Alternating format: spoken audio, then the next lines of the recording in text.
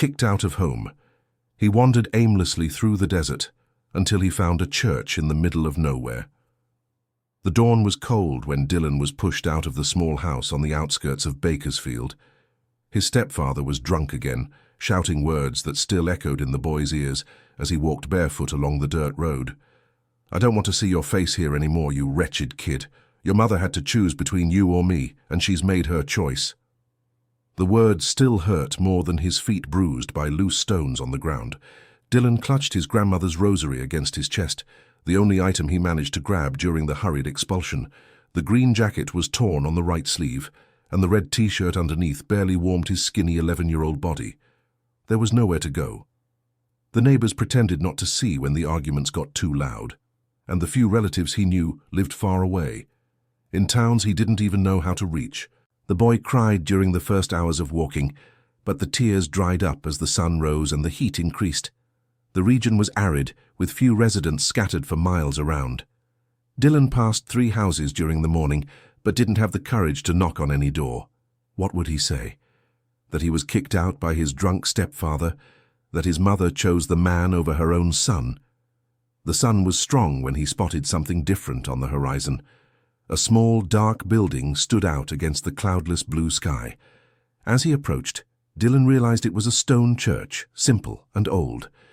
It seemed abandoned, with weeds growing around it and no sign of movement.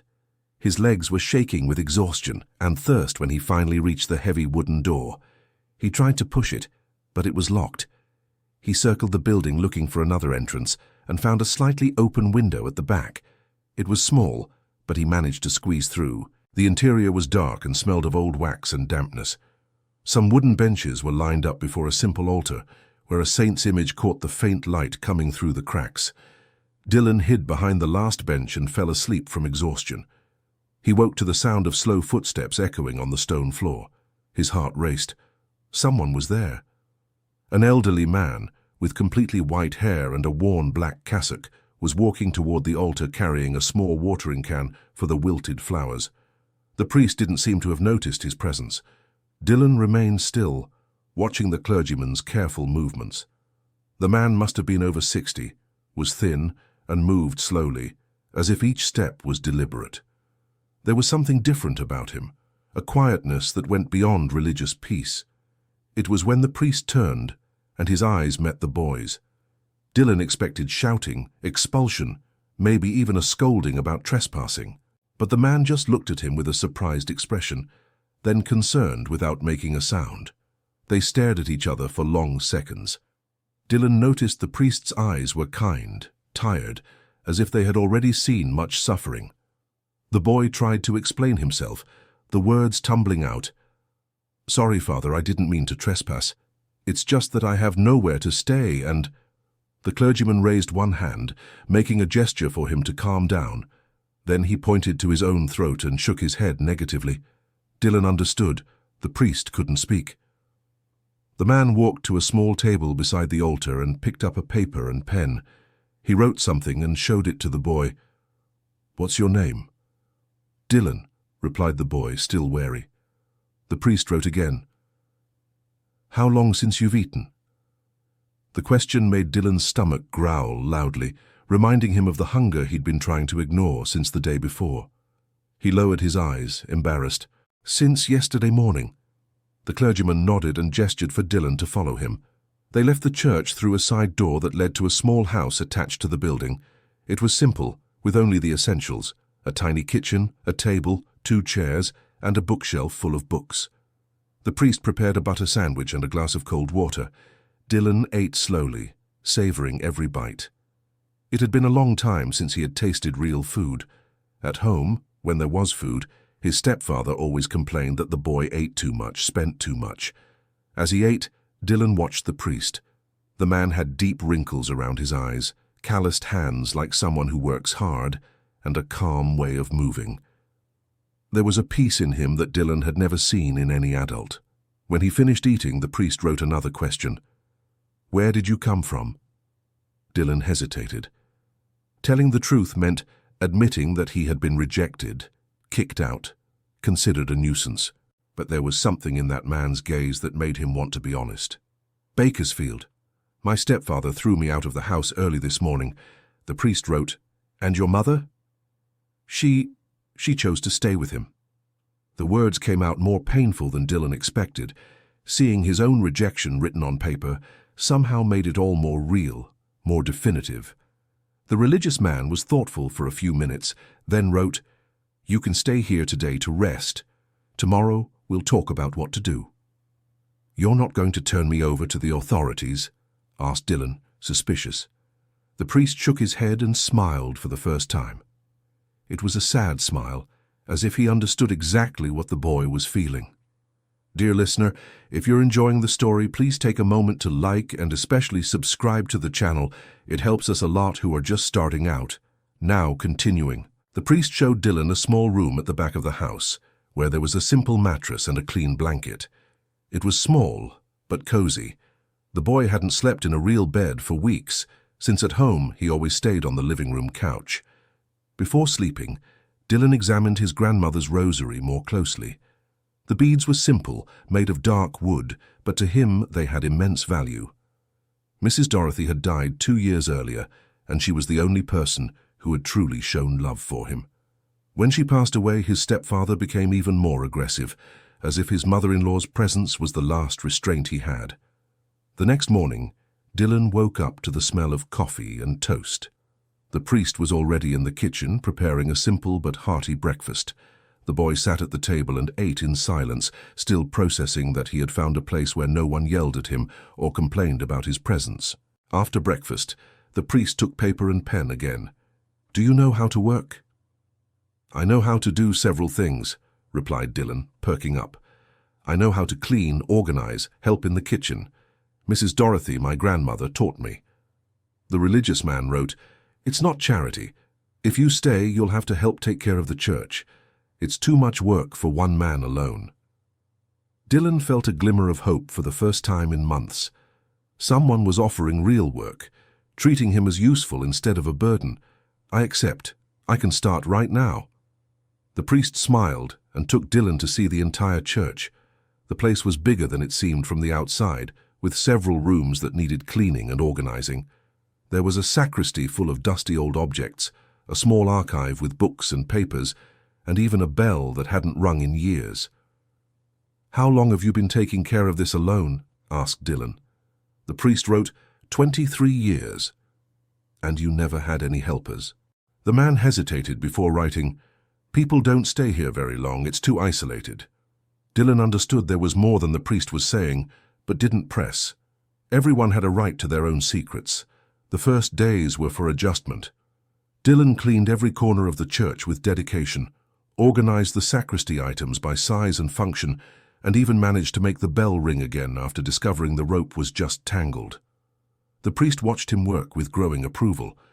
The boy had skillful hands and special care for old and delicate things. When he found a saint statue with a broken arm, Dylan asked if he could try to fix it. The religious man wrote, "Do you know how to restore it?" "A little. Mrs. Dorothy knew a gentleman who did this. Sometimes I went with her and watched. He taught me some basics." The priest allowed Dylan to try, and the result surprised them both. The boy managed to glue the statue's arm almost invisibly, using a technique he had learned by observing the town's craftsmen. From that day on, their relationship changed. The priest began trusting Dylan more, allowing him to arrange even the church's most valuable objects. The boy, in turn, began feeling truly useful for the first time in his life. It was during a deeper cleaning in the sacristy that Dylan made an intriguing discovery. Behind a large image of St. Francis, there was a hollow space in the wall where someone had hidden several letters. They were envelopes yellowed with time, all sealed and addressed to Father Michael Thompson. Dylan grew curious, but knew he shouldn't meddle with others' correspondence. He brought the letters to the priest, who became visibly disturbed upon seeing them. "Are they yours?" asked Dylan. The priest nodded yes, but his expression was that of someone who had seen something they wished had remained buried.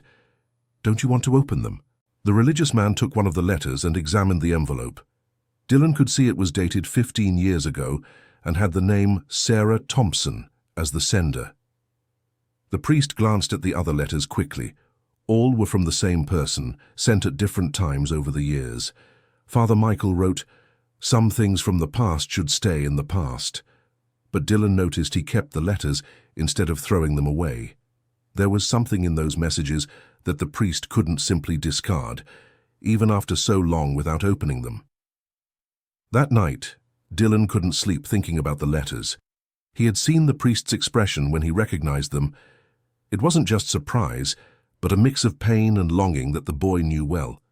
It was the same look he saw in the mirror when thinking about his grandmother or the rare, happy moments he had at home. The next morning, Dylan decided to be brave and ask a direct question. "Father Michael, may I ask why you don't speak?" The religious man stopped sweeping the altar and stood still for a few seconds.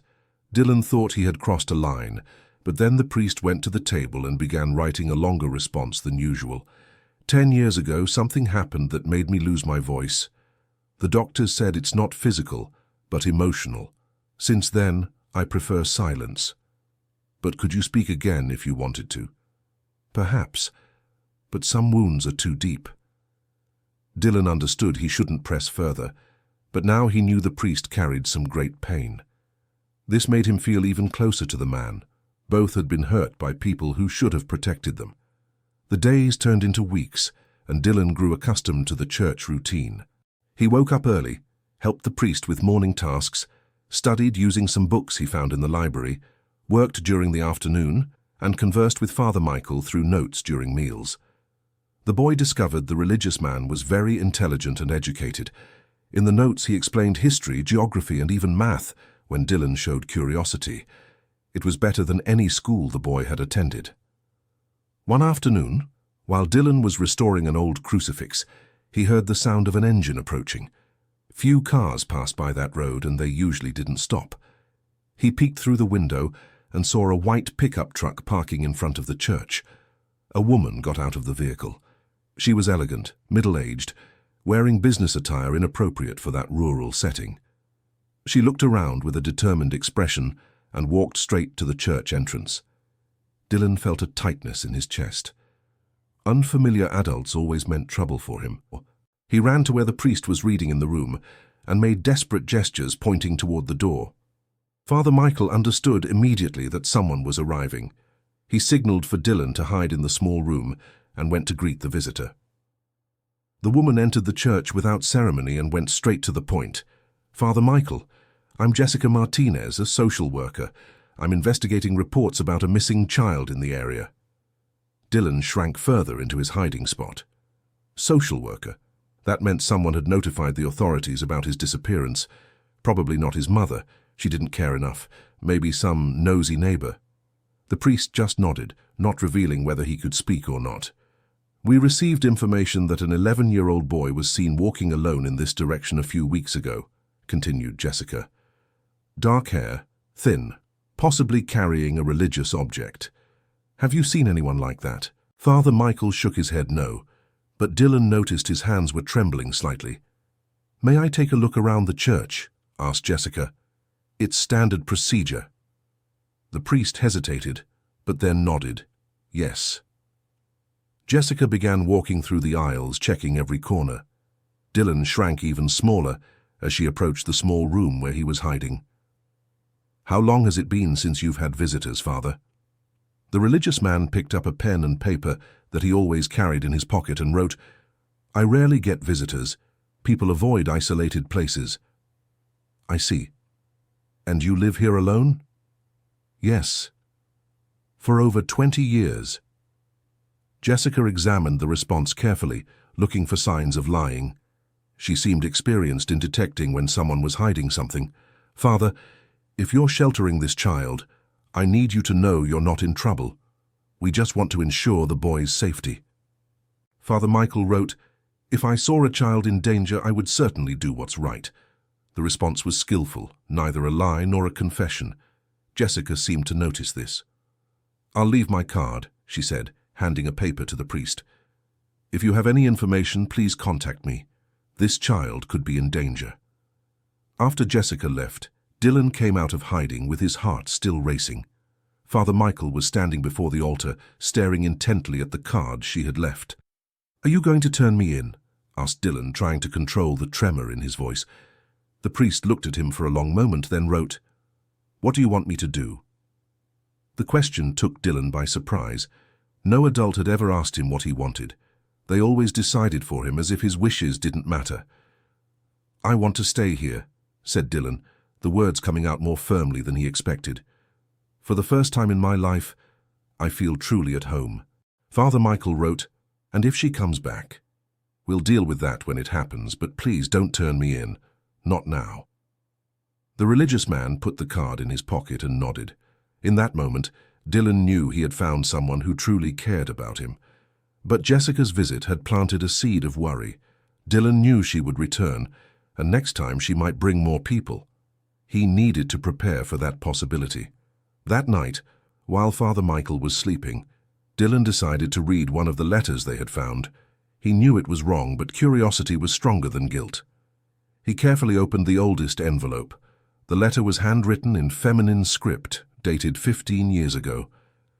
"My dear brother Michael, I know you don't want to talk to me after what happened, but I need to try one more time. Dad died 5 years ago, and Mom is sick. She asks about you every day. I know you blame me for the decision I made, but you need to understand I had no choice back then. Please at least write to me saying you're okay. I'm your sister, I always will be.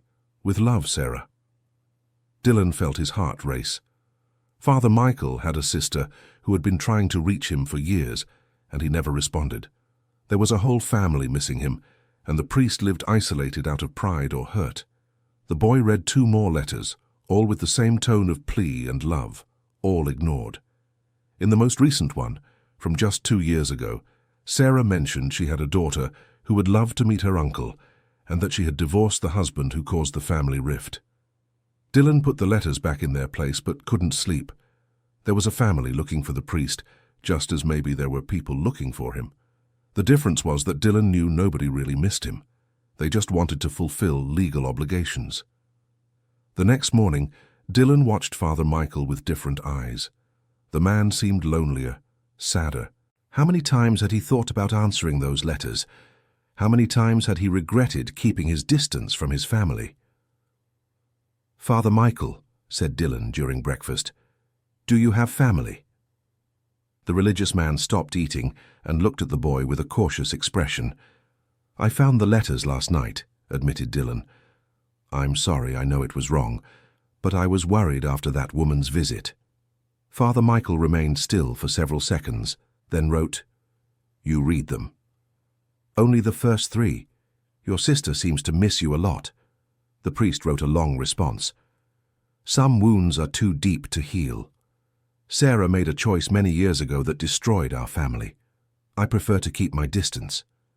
But she said she divorced the man who caused the problem. Doesn't that mean she recognized her mistake? Sometimes it's too late to fix certain things." Dylan didn't press further, but spent the day thinking about the situation. Here was a man who had family wanting to reconcile, and he chose to stay alone out of pride. Meanwhile, Dylan would give anything to have someone genuinely looking for him with love. Dear listener, if you're enjoying the story, please take a moment to like and especially subscribe to the channel. It really helps us who are just starting out. Now continuing. The routine was interrupted 3 days later when Jessica returned, this time accompanied. Dylan saw her arriving through the window and ran to warn the priest, but there was no time to hide. Jessica entered the church followed by a middle-aged man who introduced himself as the regional coordinator of the Child Protective Services. "Father Michael," said Jessica, "we've received new information about the missing boy. A local resident claims to have seen smoke coming from this church's chimney in recent weeks, when you normally don't use the stove during the day." The priest wrote, "I've been using more wood lately because my gas stove broke." "I see," said the coordinator. "Father, are you aware that sheltering a child without notifying the authorities is a crime, even if your intentions are good?" Father Michael wrote, "I'm aware of the laws." "Then you wouldn't mind if we conducted a more detailed search?" asked Jessica. At that moment, Dylan appeared in the sacristy door. He could no longer hide and lie. If they were going to find him anyway, he preferred to face the situation head-on. "You don't need to look," he said, stepping out from behind the door. "I'm here." Jessica and the coordinator exchanged looks that said, I knew it. Father Michael looked at Dylan with a mix of concern and respect for the boy's courage. Dylan Carter? Asked Jessica. Yes. How long have you been here? A few weeks. And the priest is taking care of you? Dylan looked at Father Michael before answering. He gave me food and a place to sleep. In return, I help take care of the church. Dylan, said the coordinator, do you know that many people are worried about you? Your mother reported you missing. The boy felt a pang of surprise. His mother had looked for him. Or was it just a formality to protect herself legally? Is she okay? Asked Dylan. She is, and very anxious to see you again. Dylan doubted that but didn't contradict it. If his mother really wanted to see him, she wouldn't have let his stepfather throw him out in the first place. We'll need you to come with us, said Jessica. There are procedures to follow and the priest could be in trouble for not reporting your presence here. He didn't do anything wrong, protested Dylan. He saved me. We understand that, said the coordinator, but the law exists to protect children like you. Dylan looked at Father Michael, who was visibly shaken. The boy knew the religious man would never turn him in voluntarily, but he also knew he couldn't fight the authorities. Can I at least say goodbye? Asked Dylan. Jessica nodded yes, and Dylan approached the priest. Instead of speaking, he quickly wrote a message. Thank you for teaching me that there are good adults in the world. Father Michael read the message, and his eyes filled with tears. He quickly wrote back, You taught me that I can still make a difference in someone's life. The priest handed Dylan a small St. Francis medal he always carried in his pocket. So you remember that you have value. Dylan put the medal away with his grandmother's rosary and followed Jessica to the pickup truck. Before getting in the vehicle, he took one last look at the church and saw Father Michael standing in the doorway, a lonely figure against the arid backdrop. The ride to the city was quiet. Dylan looked out the window, watching the familiar landscape approach. In a few hours, he would be back in the world of yelling, arguments, and rejection he knew so well. Jessica took him first to the Child Protective Services Council, where he had to answer several questions about the time he spent at the church. Dylan was careful not to say anything that could harm Father Michael. Did he treat you well? Asked the council's psychologist.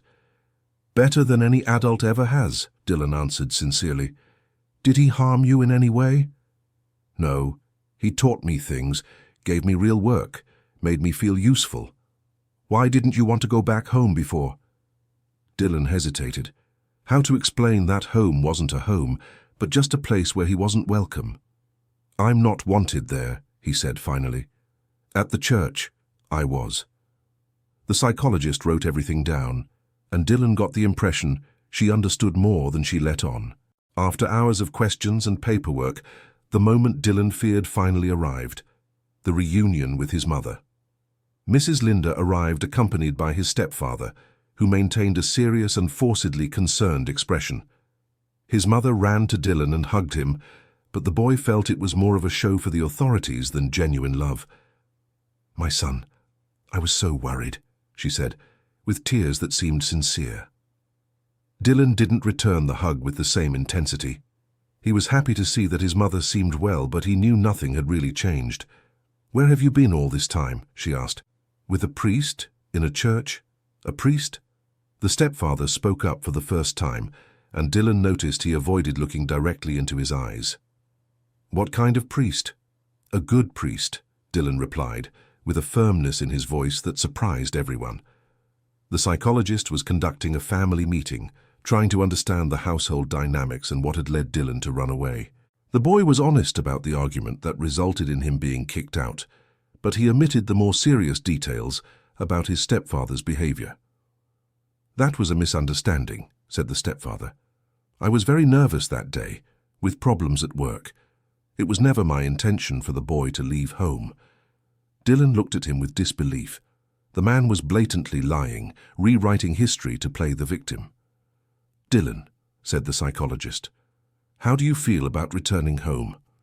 The boy looked at his mother, who had a pleading expression, then at his stepfather, who maintained the mask of a remorseful man. Can I tell the truth? Asked Dylan. Of course. I don't feel safe at home. I never have. The mother opened her mouth to protest, but the psychologist raised her hand for silence. "Why don't you feel safe?" Dylan took a deep breath. "Because there I'm treated like a problem, not like a son. Because the adults argue, and I get the blame. Because I never know when I'll be kicked out again." "That won't happen anymore," said the mother quickly. "We'll talk more. It'll be different." "You've said that before," Dylan replied. "Several times." The stepfather was visibly getting irritated by the exposure, but tried to keep his composure in front of the psychologist. "Look here, kid," he said. "Everyone makes mistakes sometimes. The important thing is to forgive and move on." "Easy to talk about forgiveness when you're the one at fault," Dylan responded, surprising everyone with his maturity. The psychologist asked for a moment alone with Dylan while the couple waited outside. "Dylan, I need to be direct with you. Legally, you're a minor and need to be under the care of a guardian. In the absence of other relatives willing to take you in, your mother is your legal guardian." "And if I don't want to go back?" "Unfortunately, you don't have a legal choice at this time, but I can ensure regular follow-ups with the family and make sure you're being treated well." Dylan knew he had no alternative. At 11 years old, he had no real decision-making rights about his own life. "And the priest? Will he get in trouble?" "He'll probably receive a warning, but since you're fine and there was no abuse, there shouldn't be serious consequences." That was the only good news of the day for Dylan. The return home was even worse than he had imagined. The stepfather kept up the facade of a changed man only until they got home. As soon as the door closed, his true personality resurfaced. "Now listen here, you little shit," he whispered, making sure the mother couldn't hear from the kitchen. "You embarrassed me in front of those authorities, but now you're back and here I'm in charge." Dylan didn't respond, but he didn't lower his eyes. The weeks with Father Michael had taught him that he had value, that he deserved to be treated with respect. So now you want to act tough," taunted the stepfather. "Let's see how long that lasts."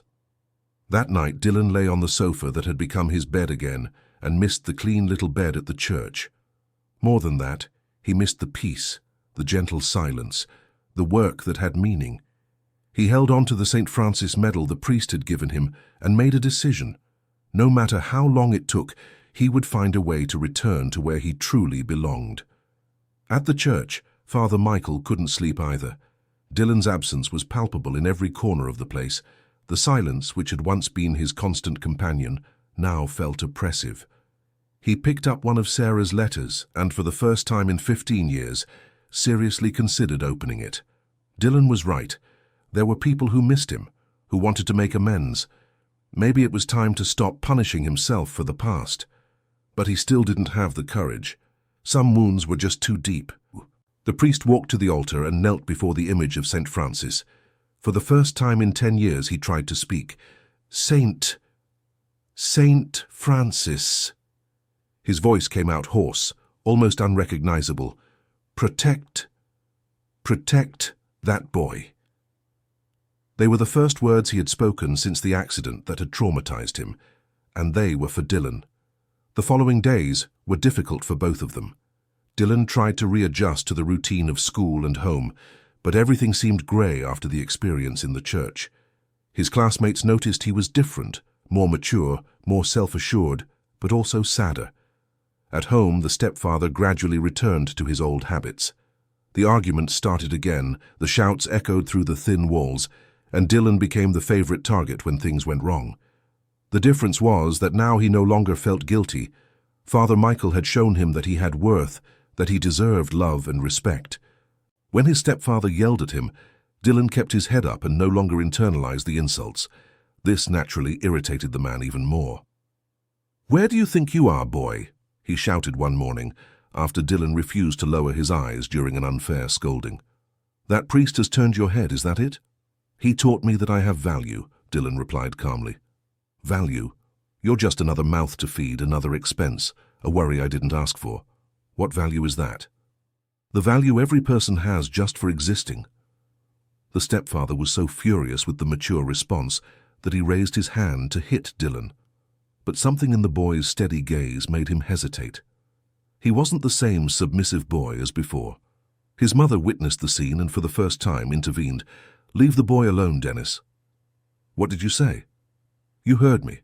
The boy didn't do anything wrong, and you want to hit him for what?" "For talking back, for being rebellious. He just said he has value, and he does." Dylan looked at his mother in surprise. She had never defended him before. Dennis was both furious and surprised. "Since when do you challenge me in front of the boy?" "Since I realized I could lose my son again if I don't take a stand," replied Linda, with a firmness Dylan had never seen in her. That night, the mother talked to Dylan for the first time in years. She admitted that she had failed as a mother, that she was afraid of Dennis, and that she felt lost about how to fix the situation. "Mom," said Dylan, "you don't have to choose between him and me. You can choose to be okay." "It's not that simple, son. It's simpler than you think. At the church, I saw that there are good people in the world. People who don't shout, don't threaten, don't make others feel small." Linda grew thoughtful. What was that priest like? Dylan spent over an hour telling her about Father Michael, about the peace of the church, about how he had felt valued and useful. His mother listened in silence, and Dylan noticed tears in her eyes. "I wish you felt that way at home," she said. "There's still time, Mom, but it has to be your choice." 2 weeks later, Dylan had an unexpected visitor at school. It was Jessica, the social worker, who had come to check how he was adapting. "How are things at home?" she asked. Dylan hesitated. Telling the truth could create more problems, but lying would mean perpetuating a bad situation. "It's complicated," he said finally. "Do you want to talk about it?" Dylan told her about the tensions at home, but also about the change he had noticed in his mother after their conversation. "And you? How are you handling all this?" "I'm different," admitted Dylan. "The priest taught me that I have worth, and that changed how I see things. I don't accept being treated like trash anymore." Jessica smiled. "That's a valuable lesson. And it seems to me that this priest was very important to you. He was the most important person in my life. Would you like to visit him?"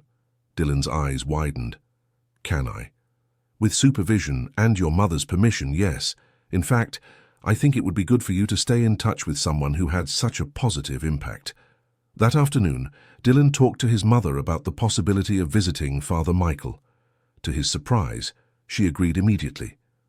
"I want to meet this man who did so much good for you," said Linda. The following Saturday, mother and son made the trip to the church. Dylan was nervous and anxious at the same time. What would it be like to see the priest again? Would he be happy to see him? When they arrived at the church, Father Michael was watering the altar flowers. Seeing Dylan at the door, his face lit up in a way Dylan had never seen before. The clergyman dropped the watering can and walked quickly toward them. "Father Michael," said Dylan, running to hug him, "I missed you so much." The priest hugged him tightly, and Dylan felt like he was home again. Linda watched the scene with emotion.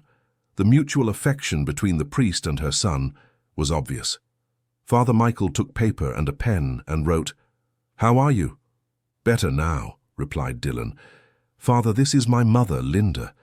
The clergyman greeted the woman respectfully and wrote, "Thank you for letting him visit me."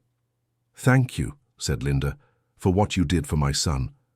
They spent the afternoon at the church, and Dylan showed his mother all the work he had done, explained about the restoration of the old objects, showed the small room where he had slept. Linda saw how her son transformed in that environment. He spoke with enthusiasm, smiled genuinely, seemed more mature and confident. When it was time to go back home, Dylan was sad again. "Can I come back next week?" he asked his mother. "Of course, son." Dylan hugged Father Michael once more. "I'll come back always, okay?" The priest wrote, "I'll always be waiting for you." On the way back, Linda was thoughtful. "Mom, what is it?" asked Dylan. "I was thinking, what kind of life am I offering you if the only time you're truly happy is away from home?" Dylan didn't know how to answer. It was a difficult question, but one his mother needed to ask. "Have you ever thought about leaving Dennis?" asked Dylan. "Every day, but I'm afraid." "Afraid of what?" "Of not being able to support the house alone, of you suffering with another change, of not knowing how to be a good mother without a man at home." "Mum, you'll know how. And I can help. At the church, the priest taught me a lot of useful things." Linda looked at her son with admiration. When had he become so mature? That night she made a decision she had been putting off for years. The separation wasn't easy. Dennis made scenes, threats, tried emotional blackmail. But Linda stood firm, especially when she saw how much lighter Dylan was without his stepfather's constant presence. Mother and son moved to a small but cozy house. Dylan took on several household responsibilities and studied even harder, determined to help the family in every way possible. The visits to Father Michael became weekly. The clergyman had become a father figure to Dylan, while the boy had brought light and purpose back to the priest's life. It was during one of these visits that Dylan decided to bring up the subject of the letters again. "Father Michael," he said, "have you ever thought about answering your sister?" The clergyman stopped writing and looked at Dylan for a long moment. "She's been writing for 15 years. That means she really cares about you." Father Michael wrote, "Some things cannot be forgiven." What she did was that serious. The priest hesitated, then wrote a longer response. "She chose her abusive husband over believing me when I tried to warn her. When he started attacking me too, she took his side. I lost my family because of that choice of hers." Dylan was shocked. Now he understood the trauma that had led Father Michael to his self-imposed silence. "But she divorced him, didn't she? Doesn't that show she realized her mistake?" "It might be too late." "Father, you taught me that everyone has worth. Doesn't that apply to your sister too?" The question struck the religious man right in the heart. He remained without answering for several minutes. "At least one letter," insisted Dylan, "just to say you're okay. She must be suffering thinking she'll never see her brother again." That night, Father Michael did something he hadn't done in 15 years. He opened one of Sarah's letters. The most recent letter talked about the teenage daughter who wanted to meet her uncle, about the difficulty of rebuilding life after the divorce, about the regret for not having believed her brother at the right time. "I know I don't deserve your forgiveness," she said in the letter, "but you need to know that not a day has gone by without me thinking about my mistake. You tried to protect me, and I chose the wrong side. If I could go back in time, I'd do everything differently." Father Michael read all the letters that night. Sarah's pain was real, as was her regret. And little by little, he felt the old resentment being replaced by a desire to reconnect with the only family he had left. The following week, when Dylan arrived for his visit, he found Father Michael writing a letter. "To your sister?" asked Dylan, hopeful. The priest nodded yes and showed what he had written. "Dear Sarah, I received your letters. I'm ready to talk. With affection, Michael." Dylan grinned from ear to ear. She's going to be so happy. What if she doesn't want anything to do with me after all this time? Father, she wrote 15 letters. If she didn't care about you, she would have given up by the third. 2 weeks later, Sarah arrived at the church driving a blue pickup truck. She was a 45-year-old woman with dark hair and gentle eyes that reminded her of her brother's. The reunion was emotional. Sarah cried upon seeing her brother, and Father Michael, for the second time in 10 years, forced his voice to work. Sarah, he managed to whisper. Michael. She hugged him tightly. You spoke. Your voice. It's coming back. Slowly, he whispered with effort. Dylan watched the scene with satisfaction. He had helped reunite a family, just as Father Michael had saved his. Sarah had brought her daughter, Emily, 15 years old. The girl was shy but curious about the uncle she had never met. Uncle Michael, she said, Mum talked about you so much I thought she made you up. The priest smiled and wrote, Your mother has always been stubborn. She doesn't give up easily. Just like you, laughed Sarah. 15 years without answering my letters, but in the end you gave in. Father Michael looked at Dylan. I had a good advisor.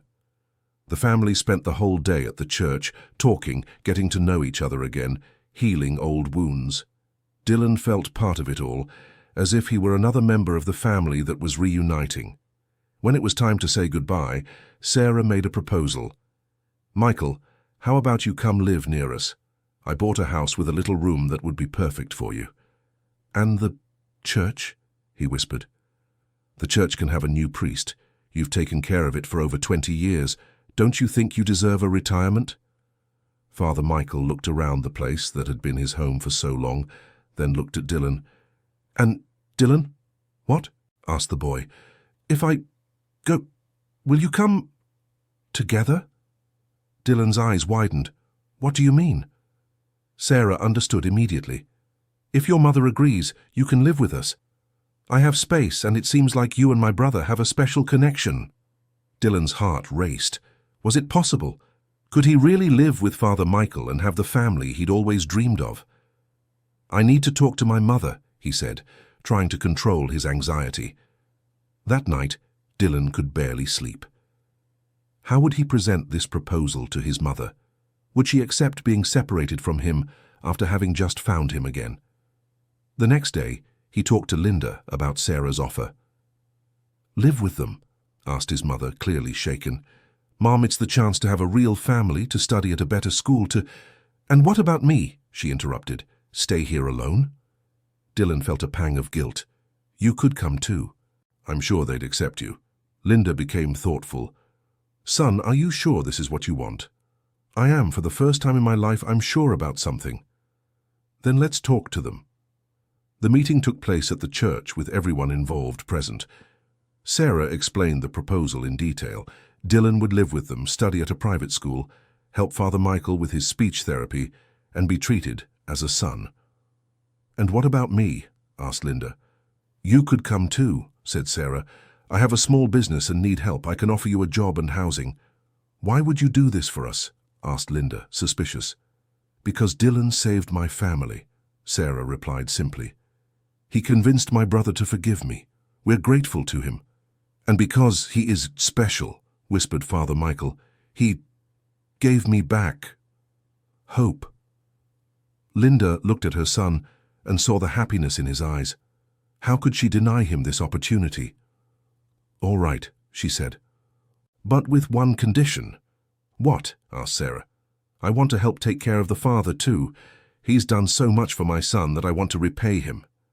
And so, 1 month later, Dylan found himself packing his few belongings in the new house. It was a real home, with a real family where he was loved and valued. Father Michael was recovering quickly. The presence of the family had accelerated his emotional healing, and he could already speak full sentences, even if with effort. Dylan resumed his studies with even more dedication, now with the support of people who truly believed in his potential. He also continued restoring antique objects, a passion he had discovered at the church. 1 year later, during a visit to the old church, which now had a young, energetic priest, Dylan found one last surprise. Dylan, said Father Michael, there's something I want to give you. They walked to the sacristy, where the father opened an old chest. From inside, he took out a leather-bound journal. When you arrived here, I was lost, he said, his voice now clearer. I thought about writing my story to leave a record in case I died alone. Dylan took the journal and read the first page. The story of the boy who taught me to live again. But the story is about me. It's about both of us, about how two lost people found each other and saved one another. Dylan flipped through some pages and saw his own journey narrated with care and details he didn't even remember. Father Michael had recorded every important moment, every small victory, every lesson learned. Why are you giving this to me? Because you need to know that your life matters, that your choices changed many people's destinies, not just mine, but Sarah's, Emily's, your mother's. Dylan felt tears in his eyes. Father, you changed my life too. Then we're even. 2 years later, Dylan was in high school and dreamed of studying art restoration at university. He had discovered a real talent for bringing life back to old and forgotten objects. Father Michael had become a sort of grandfather to Emily and Dylan, telling stories, giving advice, taking part in all the family celebrations. Linda was thriving in Sarah's business and had found her own identity far from toxic relationships. And Sarah finally had her brother back, plus an extended family she never imagined having. Dear listener, if you're enjoying the story, please take a moment to like and especially subscribe to the channel. It really helps us who are just starting out. Now continuing. Life, however, still held some surprises. One Saturday afternoon, while Dylan was helping Father Michael with diction exercises, they heard a knock at the door. It was Dennis, Dylan's former stepfather. The man looked different, thinner, greying hair, simple clothes. He no longer had the arrogance he once did. "What do you want here?"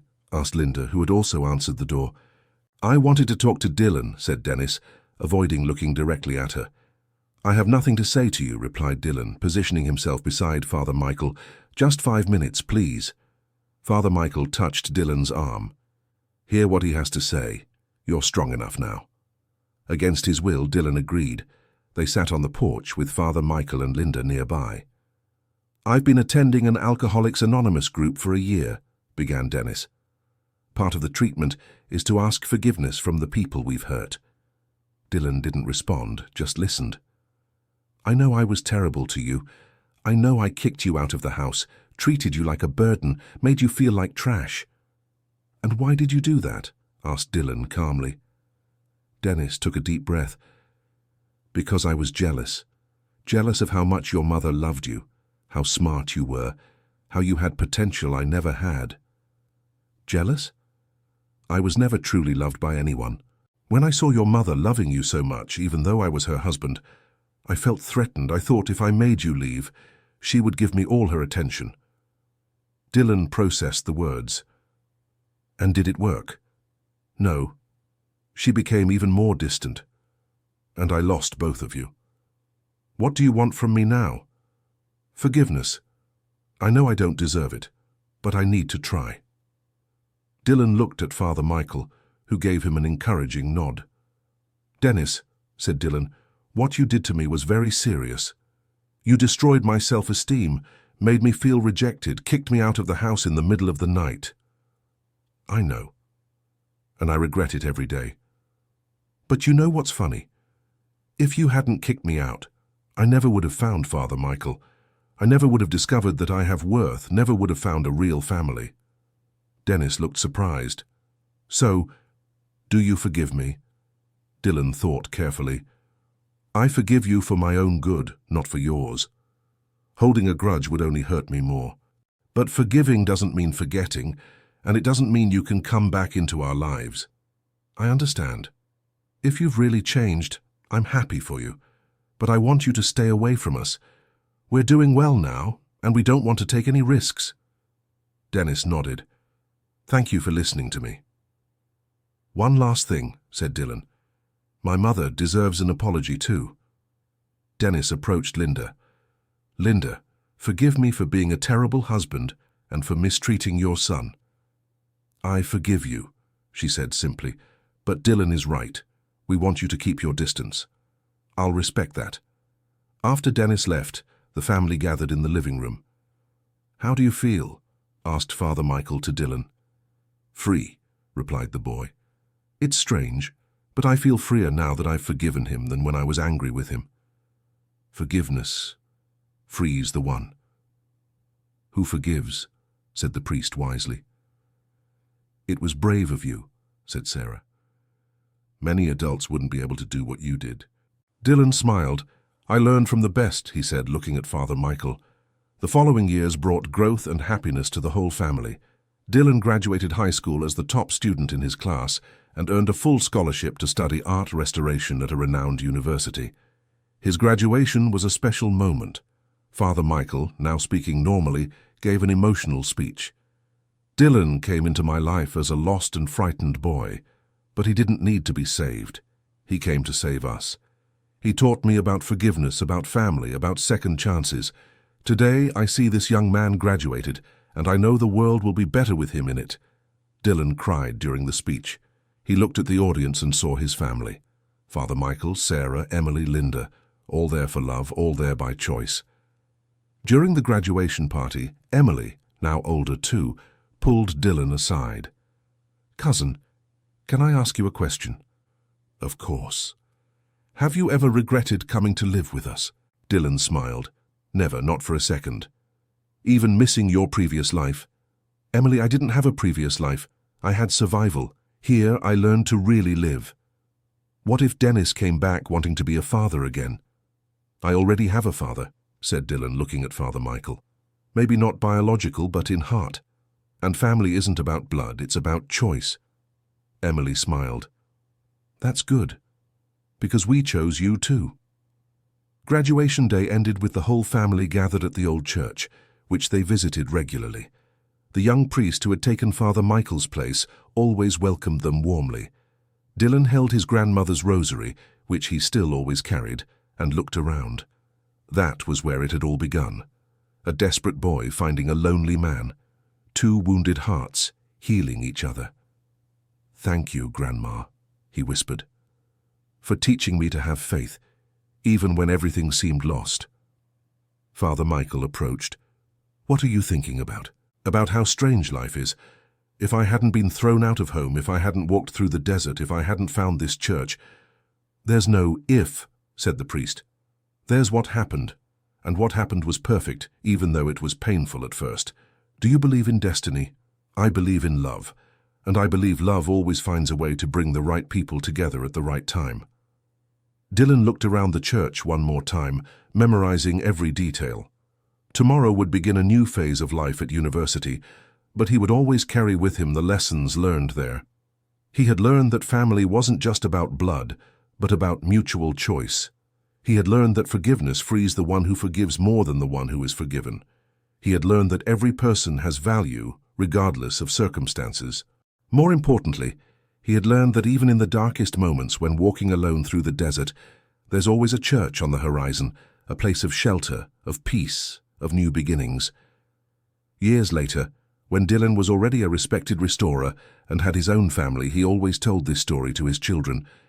He told them about the priest who saved him, about the family that adopted him, about the power of forgiveness and unconditional love.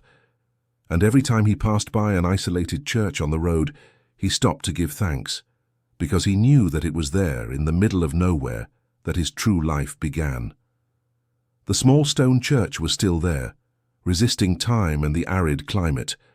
The young priest had married and moved away, being replaced by another religious man. But the spirit of the place remained the same, a refuge for lost souls, a place where silent miracles happened every day. Dylan took his own children to see the church when they were old enough to understand the story. He showed them the small room where he had slept, the altar where he had learned about faith, the sacristy where he had discovered his talent for restoration. "Daddy," asked his youngest son, "were you scared when you arrived here alone?" "Very scared," admitted Dylan, "but sometimes fear is just another name for courage that hasn't yet discovered its strength." "And Father Michael, is he still alive?" Dylan smiled. "Yes, he is. And you're having dinner with him next Sunday. He's your grandfather, remember?" The children smiled. To them, Father Michael had always been the loving grandfather, who told stories and taught interesting things. They didn't know all the details of the journey that had led their lives to intertwine. When the family returned home that day, Dylan found a letter in the mailbox. It was from a young man who had read his story in a local newspaper and wanted advice on how to deal with a difficult family situation. Dylan replied to the letter with care, offering words of hope and guidance. Soon, other letters arrived. People who identified with his journey, who needed to know it was possible to overcome abandonment and build a new life. Gradually, Dylan discovered that his story had become a source of inspiration for others. He began visiting shelters and institutions, sharing his experience with young people in situations similar to what he had lived through. "You are not abandoned," he always said. "You are seeds waiting for the right soil to bloom." Father Michael, now over 70, accompanied Dylan to these talks whenever he could. His silent and wise presence complemented his adoptive son's words. "Father," Dylan asked after one of these talks, "do you regret anything about our journey?" "I regret only one thing," replied the priest. "What?" "Not responding to Sarah's letters sooner. We could have had more years together as a family. But maybe if you had replied earlier, I would never have reached the church. Perhaps everything happened at the right time. Father Michael smiled. You were always too wise for your age. I learned from the best teacher. That night, Dylan wrote in his own diary, a habit he had picked up inspired by the priest. Today marks 15 years since I knocked on the church door for the first time. 15 years since two lost souls found each other in the middle of the desert. I look back and see that every pain, every tear, every moment of fear was necessary to bring me here.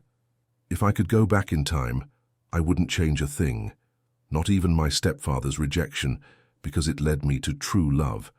I learned that God works in mysterious ways. Sometimes He allows us to be hurt so we can find healing. Sometimes He allows us to get lost so we can truly find ourselves. My family today is large and full of love. Father Michael, who no longer needs the title to be my father. Sarah, the aunt who became a second mother. Emily, the cousin who turned into a sister of the heart. My mother Linda, who found her strength and independence. My wife and my children, who are the future I never imagined I could have. And all of us started in pain. All of us were, in some way, cast out from our original homes. But we found each other and built something new, something better. If anyone ever reads this story, I want them to know, no matter how lost you are, no matter how rejected you feel, there is always a church on the horizon. There is always someone waiting to love you truly. You just need the courage to walk there. And so ended another day in the life of Dylan, the boy who had gotten lost in the desert and found a family. A story that proved happy endings are possible, even when we start with broken hearts. But this wasn't really the end. It was only the beginning of all the other lives that would be touched by this story of love, forgiveness, and second chances. Because true stories never end. They multiply in the hearts of those who listen, planting seeds of hope that will one day blossom into new stories of redemption. End of story. Now tell us what you thought of this story and where you're listening from. If you have something to share with us, leave it in the comments with sincere words. Do you believe Dylan made the right decisions? We'll be happy to read your opinion. Thank you so much for your company. Don't forget to leave your like and, most importantly, subscribe to the channel so you don't miss other moving stories like this one.